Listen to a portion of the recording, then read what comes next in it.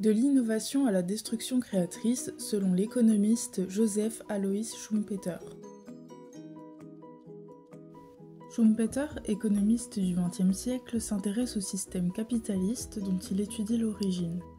Il explique que le moteur du système, c'est l'innovation et le progrès technique, à travers le processus de destruction créatrice.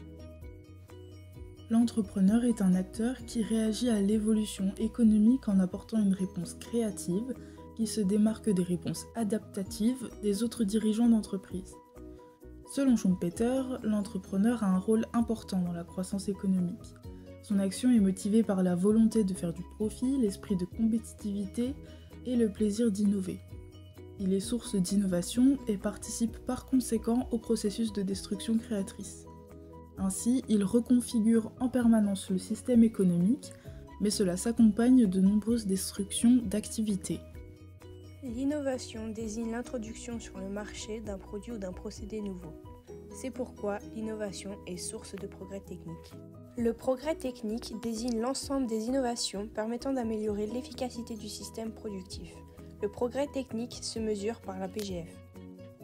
La productivité globale des facteurs désigne la part de croissance économique qui n'est pas expliquée par l'augmentation de volume des facteurs capital et travail. Nous allons nous demander comment l'innovation conduit à la destruction créatrice. Tout d'abord, qu'est-ce que la destruction créatrice ? C'est un processus de disparition d'activités productives remplacées par de nouvelles activités du fait du progrès technique. Tout d'abord, nous avons une nouvelle innovation majeure qui conduit à un monopole temporaire, c'est-à-dire que l'entrepreneur va profiter de son innovation grâce à la protection du brevet par exemple, et cela permet d'avoir une demande orientée vers l'entrepreneur de l'innovation majeure. L'innovation majeure va attirer la concurrence puisque les concurrents vont chercher à s'adapter pour générer à leur tour du profit.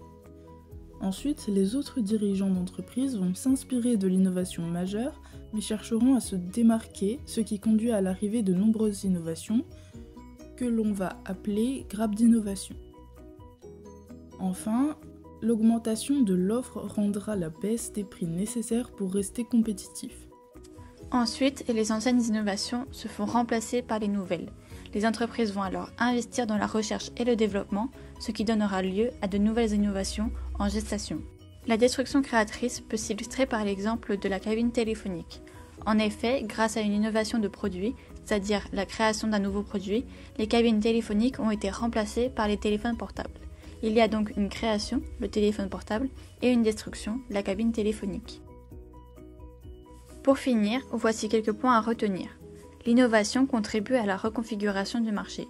De plus, l'évolution des acteurs du marché est nécessaire pour ne pas disparaître. Enfin, de nouveaux produits apparaissent en intégrant le progrès technique.